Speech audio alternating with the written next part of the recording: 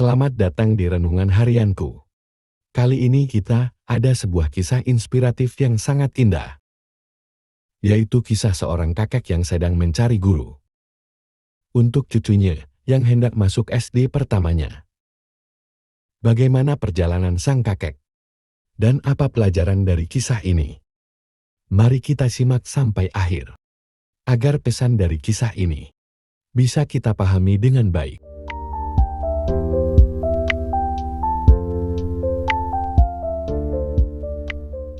Dahulu kala, di sebuah kota kecil yang terletak di antara bukit yang hijau dan sungai yang mengalir jernih, hiduplah sebuah keluarga sederhana.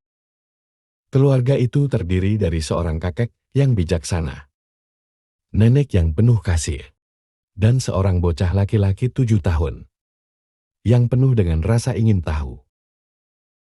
Orang tua si bocah yang bekerja di luar daerah memberitahu sang kakek bahwa sudah saatnya bagi putra mereka untuk mendapatkan pendidikan. Dan mereka meminta tolong kepada ayahnya untuk mencarikan sekolah yang tepat bagi cucunya. Namun sebelum itu, orang tua si bocah menyarankan sang kakek untuk memasukkannya ke sekolah terbaik yang ada di kota kecil itu. Sebab sekolah itu memiliki predikat terbaik dan fasilitas terbaik. Tentu juga memiliki guru-guru terbaik, pikirnya. Namun begitu, kedua orang tua si bocah tetap mempercayakan semua keputusan kepada sang kakek, mengingat ia adalah orang tua yang sangat bijaksana. Esok pagi pun tiba, ketika kakek, sosok yang teguh, dengan wajah yang dipenuhi oleh pengalaman hidup, beranjak untuk mengantarkan cucunya mendaftar ke SD pertamanya. Saat mereka memasuki halaman sekolah terbaik di kota kecil, itu sekelompok anak-anak mengelilingi mereka. Tawa dan bisikan memenuhi udara.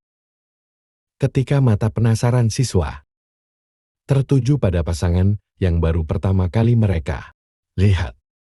Dia seorang kakek yang lucu, ucap seorang siswa laki-laki sambil tertawa. Hei gemuk kecil, ucap satunya lagi sambil tersenyum. Anak-anak itu terus menggoda dan melompat-lompat di sekitar kakek itu dan cucunya. Namun, mereka tak tergoyahkan oleh ejekan anak-anak tersebut. Hingga bel sekolah pun berbunyi, menandakan dimulainya pelajaran. Dan seperti burung-burung yang masuk ke sarangnya, anak-anak itu pun masuk ke dalam kelas mereka. Melihat kejadian itu, sang kakek pun menggandeng cucunya dan meninggalkan tempat itu. Aku tidak jadi masuk sekolah. Anak itu bersukacita. Kamu tetap akan bersekolah, cu.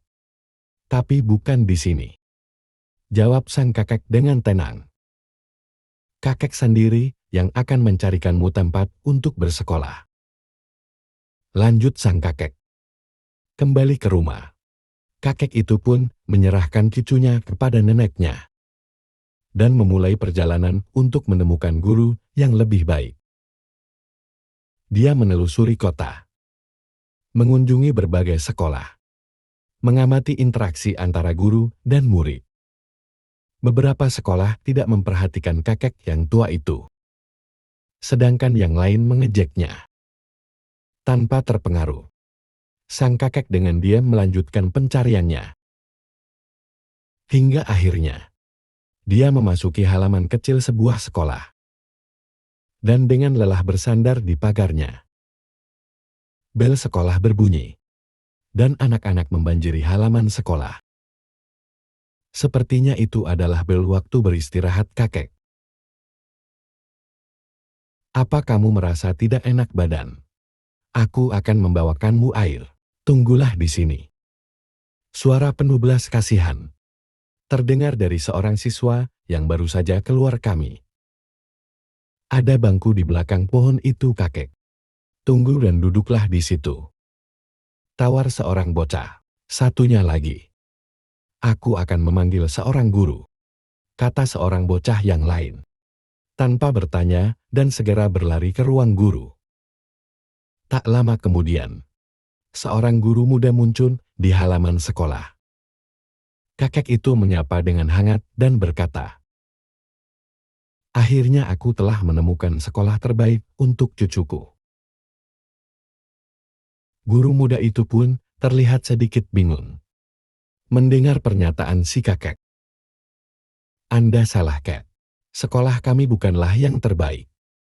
Sekolah ini kecil dan sempit," jawab guru itu dengan rendah hati.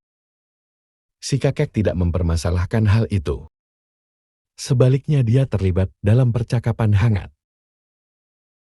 dengan sang guru, menegosiasikan segalanya, dan pulang dengan puas.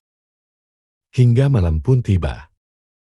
Ibu dari anak itu penasaran dengan keputusan ayahnya, lalu bertanya melalui telepon, "Bagaimana ayah? Apakah ayah sudah menemukan sekolah yang tepat?" Setelah sang ayah menceritakan bagaimana ia menemukan sekolah yang tepat, ibu dari bocah itu pun bertanya, "Bagaimana ayah bisa tahu kalau guru di sekolah itu adalah guru yang terbaik? Bukankah ayah baru saja mengenalnya beberapa saat?" "Sederhana saja, Nak. Karena kualitas guru bisa kita lihat dari murid-muridnya," jawab sang kakek dengan bijaksana. Hari-hari pun berubah menjadi minggu. Sekolah kecil itu pun membuktikan bahwa ia bisa menjadi tempat perlindungan bagi cucu sang kakek. Guru yang peduli merawat pikiran muda dan persahabatan di antara siswa, menciptakan lingkungan yang positif. Kecemerlangan akademis sang anak berkembang, dan kegembiraannya dalam belajar terlihat jelas.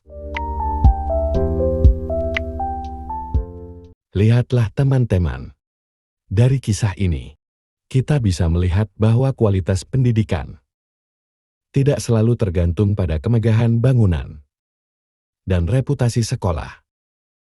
Yang lebih penting dari itu adalah perhatian, kepedulian, dan semangat guru, serta lingkungan belajar yang mendukung dan positif.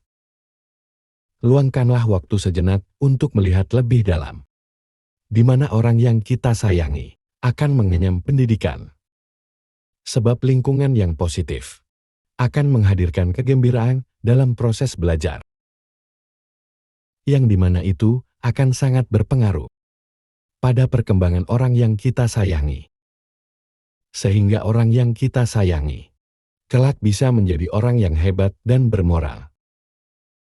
Semoga kita semua bisa menjadi lebih bijak dalam hal ini.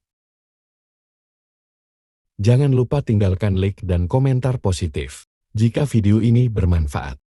Terima kasih sudah menonton, dan sampai jumpa.